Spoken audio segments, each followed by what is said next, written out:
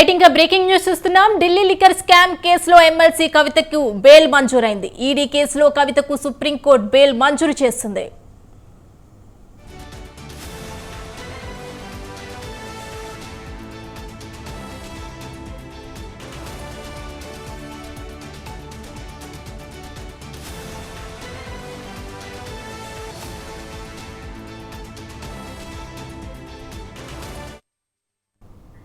Delhi liquor scam కేసులో MLC కవితకు bail మంజూరైంది. ED కేసులో కవితకు సుప్రీంకోర్టు బెయిల్ మంజూరు చేస్తుంది.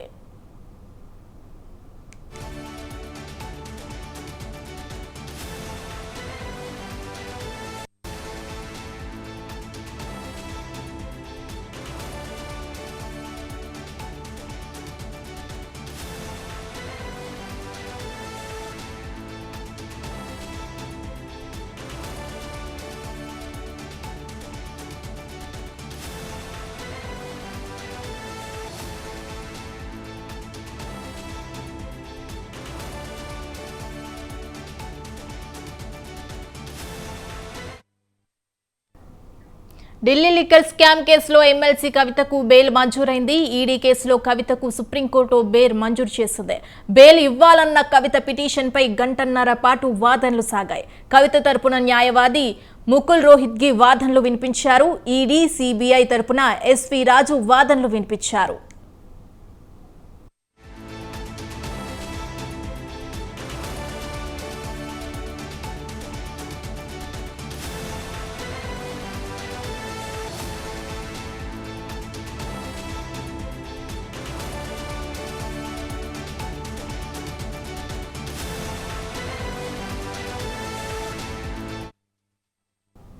ఢిల్లీ లిక్కర్ స్కామ్ కేసులో ఎమ్మెల్సీ కవితకు బెయిల్ మంజూరైంది. ఈడీ కేసులో కవితకు సుప్రీంకోర్టు బెయిల్ మంజూరు చేసింది.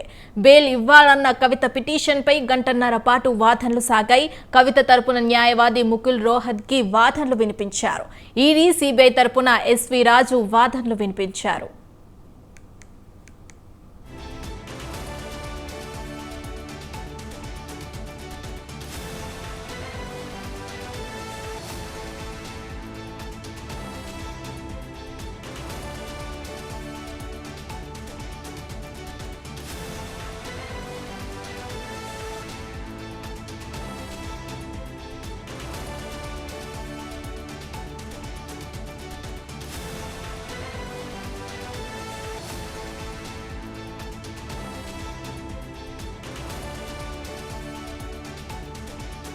ఢిల్లీ లిక్కర్ స్కామ్ కేసులో ఎమ్మెల్సీ కవితకు బెయిల్ మంజూరైంది. ఈడీ కేసులో కవితకు సుప్రీంకోర్టు బెయిల్ మంజూరు చేసింది.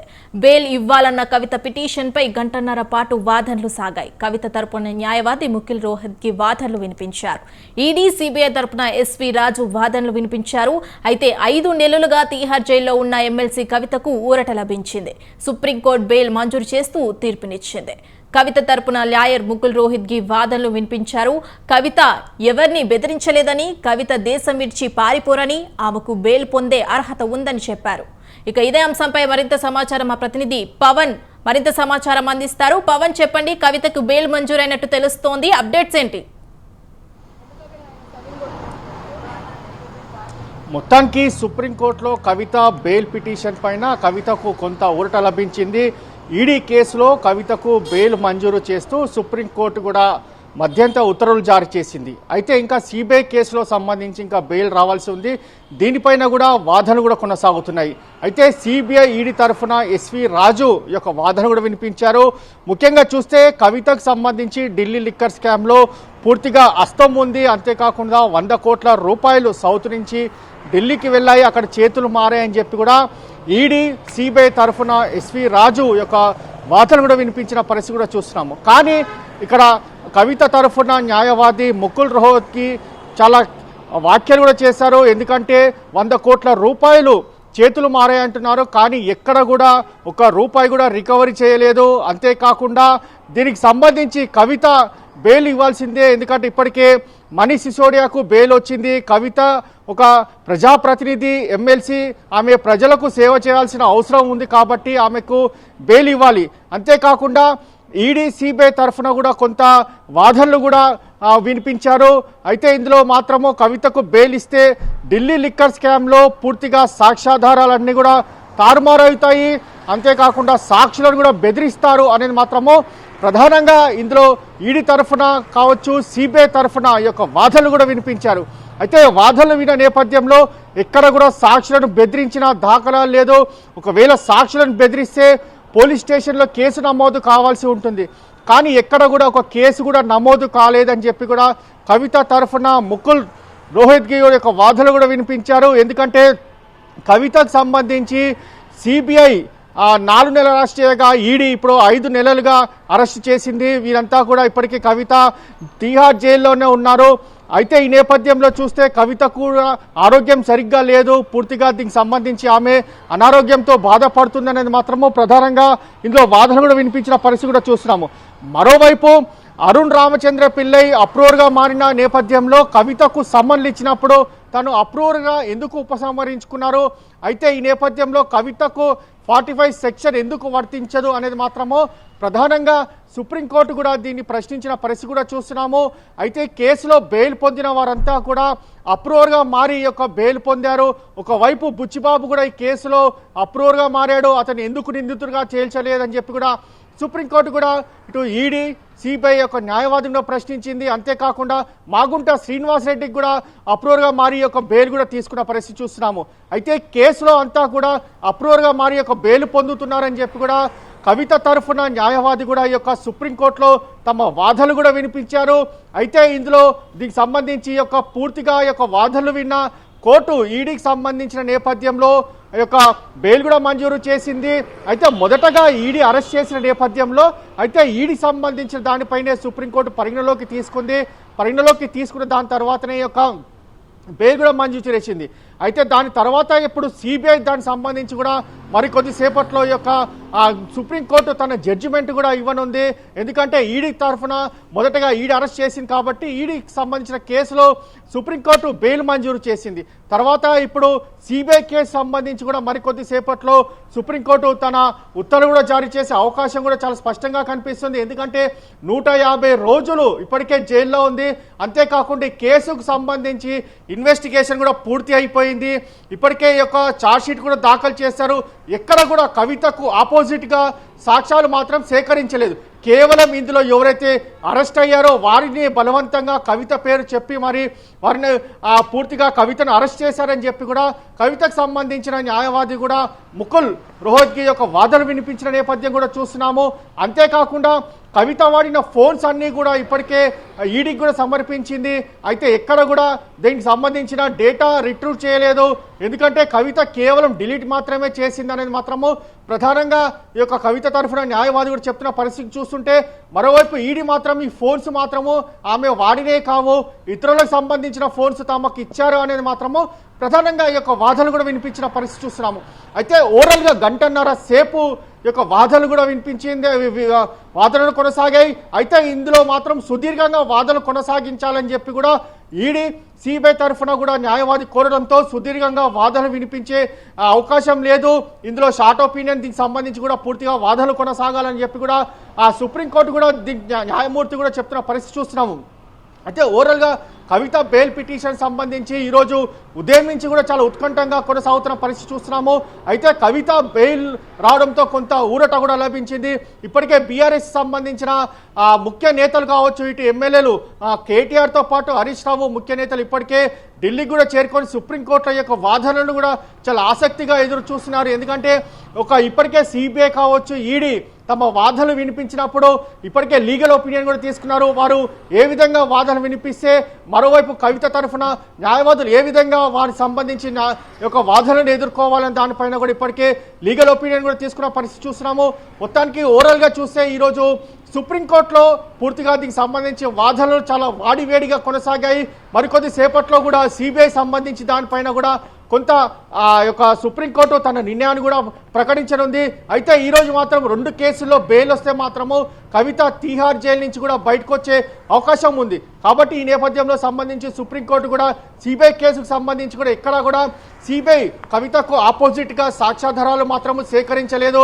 అయితే ఇందులో అప్రూవర్గా మారిన రామచంద్ర పిల్లై తన అప్రూవర్గా ఉపసంహరించుకున్నారు. కాబట్టి ఇందులో కొంత ఏదో జరిగింది అనేది మాత్రం ప్రధానంగా అటు సుప్రీంకోర్టు కూడా ఇందులో అనుమానం వ్యక్తం చేస్తుంది. ఎందుకంటే కవితకు సమన్లు ఇచ్చిన నేపథ్యంలోనే అరుణ్ రామచంద్ర పిల్లై ఎందుకు అప్రూవర్గా మారిన నేపథ్యంలో ఎందుకు ఉపసంహరించుకున్నారు అనేది మాత్రం కవిత తరఫున కూడా న్యాయవాది పూర్తిగా దీనిపైన యొక్క వాదనలు కూడా కొనసాగించిన పరిస్థితి చూస్తున్నాము.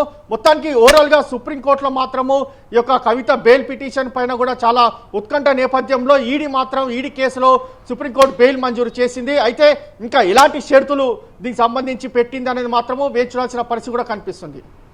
అయితే ఓకే పవన్, మనం ఉదయం నుంచి చూస్తున్నాము కవిత బెయిల్ పిటిషన్ పై తీవ్ర ఉత్కంఠనైతే నెలకొంది. మొత్తానికైతే ఒక ఊరట లభించింది. కోర్టు బెయిల్ మంజూరు చేసింది కవితకి. మరి ఈ బెయిల్ పిటిషన్ లో కవితకి ఎలాంటి షరతులు విధించే అవకాశం ఉందంటారు? అయితే ముఖ్యంగా చూస్తే మాత్రము బెయిల్ ఇచ్చిన నేపథ్యంలో దేశం విడిచి ఎక్కడికి కూడా వెళ్ళరాదు. పాస్పోర్ట్ మాత్రము ఎవరైతే దర్యాప్తు సంస్థలు ఉన్నాయో వాటికి సరెండర్ చేయాలని చెప్పి కూడా కోర్టు ఇందులో పూర్తిగా దీనికి సంబంధించి కొంత షరతులు కూడా వర్తిస్తుంది. అంతేకాకుండా దర్యాప్తు సంస్థలు ఏదైతే ఈడీ సిబిఐ ఉందో వారు పిలిచినప్పుడు విచారణకు హాజరు కావాలి అనేది మాత్రం ప్రధానంగా కొంత షరతులు కూడా పెడుతుంది. అయితే ఇంకా సుప్రీంకోర్టు ఆ షరతులు ఎలాంటి షరతులు పెట్టింది అనేది మాత్రము వేచి చూడాల్సిన పరిస్థితి కనిపిస్తుంది. అయితే సిబిఐ కేసులో కూడా బెయిల్ వస్తే మాత్రం ఈ షరతులకు సంబంధించి కూడా ఎలాంటి షరతులు పెట్టింది అనేది మాత్రము బయటికి వెలువడే అవకాశం కూడా కనిపిస్తుంది. ప్రజెంట్ ఇంకా సుప్రీంకోర్టుకు సంబంధించిన అంటే సిబిఐ కేసులో ఇంకా ఈ యొక్క విషయం పైన కూడా వాదన కొనసాగిన దాని తర్వాత బెయిల్ దానిపైన కూడా ఒక సుప్రీంకోర్టు నిర్ణయం తీసుకునే అవకాశం కూడా కనిపిస్తుంది. మొత్తానికి ఓవరాల్గా చూస్తే మాత్రము ఈ యొక్క ఈడీ కేసులో దర్యాప్తుకు సంబంధించి ఈ యొక్క బెయిల్ వచ్చిందని కూడా చాలా స్పష్టంగా తెలుస్తుంది. సిబిఐ సంబంధించిన కేసులో మరి సుప్రీంకోర్టు తమ వైఖరి ఎలా ఉంటుందో వేచి చూడాల్సిన పరిస్థితి కూడా కనిపిస్తుంది. ఓకే, మరి ఈడీ బెయిల్ క్యాన్సిల్ కోసం బెయిల్ పై రివ్యూ కోరే అవకాశం ఏమన్నా ఉందా? మరి అయితే ప్రజెంట్ మాత్రము ఇప్పుడు బెయిల్ ఇచ్చిన దాని తర్వాత ఇక బెయిల్ అంటే ఏ గ్రౌండ్స్ లెవెల్లో తీసుకొని బెయిల్ మంజూరు చేసింది అనేది మాత్రం ప్రధానంగా తెలిసిన దాని తర్వాత ఈడీ అయితే అంటే ఇప్పటికే ద్విధర్మాసనం ఉంది. అయితే దీనికి సంబంధించి ఉన్నత న్యాయస్థానం అంటే 3 కూడిన ధర్మాసనానికి కూడా వెళ్ళే అవకాశం కూడా ఉంటుంది. అయితే ఇక్కడ కింది ఆ లెవెల్స్లో అంటే సుప్రీంకోర్టు ఇప్పటికే 2 జడ్జిలు ఏ విధమైన గ్రౌండ్స్ లెవెల్స్లో కవితకు బెయిల్ ఇచ్చారు వాటన్నిటిని కూడా పరిగణలోకి తీసుకున్న దాని తర్వాత ఇందులో ఈడీ 3 సభ్య కమిటీ సంబంధించిన ధర్మాసనానికి కూడా వెళ్ళే అవకాశం కూడా కనిపిస్తుంది. మొత్తానికి ఓవరాల్గా చూస్తే మాత్రము కవిత యొక్క సిబిఐ కేసు తర్వాత దీనికి సంబంధించి ఎలాంటి నిర్ణయం తీసుకున్న దాని తర్వాత ఎలాంటి సిబిఐ కావచ్చు ఈడీ మరోవైపు న్యాయ నిపుణుల సలహా తీసుకుంటుంది. ఈ కేసుకు సంబంధించి ముందుగా ఇంకా ముందుకు ఎలా వెళ్ళాలి, అంతేకాకుండా ఈ కేసుకు సంబంధించి దర్యాప్తు కావచ్చు ఇందులో ఇంకా సాక్ష్యాధారాలను కూడా ఇప్పటికే విచారించారు. వాటన్నిటిని కూడా సాక్ష్యాలను కూడా సేకరించిన పనిలో ఉన్నారు. కాబట్టి పూర్తిగా ఓవరాల్గా కవిత బెయిల్ తర్వాత ఇంకా ఎలాంటి ముందుకు వెళ్ళాలని మాత్రము న్యాయ నిపుణుల సలహా తీసుకునే అవకాశం కూడా చాలా స్పష్టంగా కనిపిస్తుంది. Right, thank you Pawan.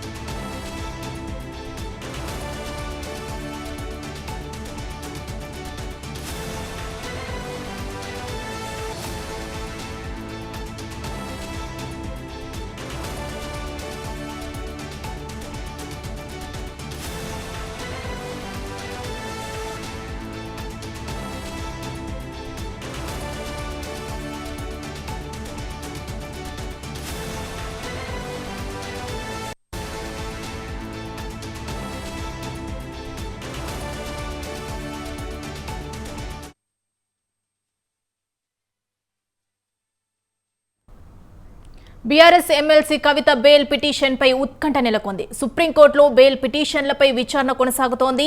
కవిత తరపున లాయర్ ముకుల్ రోహిత్గి వాదనలు వినిపించారు. ఈడీ, సిబిఐ సంస్థల తరపున లాయర్ ఎస్వి రాజు వాదనలు వినిపిస్తున్నారు. అయితే ఢిల్లీ లిక్కర్ పాలసీ కేసులో సిబిఐ, ఈడీ కేసులో బెయిల్ ఇవ్వాలని కోరుతూ కవిత సుప్రీంకోర్టును ఆశ్రయించారు. ఈ పిటిషన్పై జస్టిస్ బిఆర్ గవాయ్ అలాగే జస్టిస్ కేవి విశ్వనాథ్ల ధర్మాసనం విచారణ చేస్తోంది. కవిత తరపున లాయర్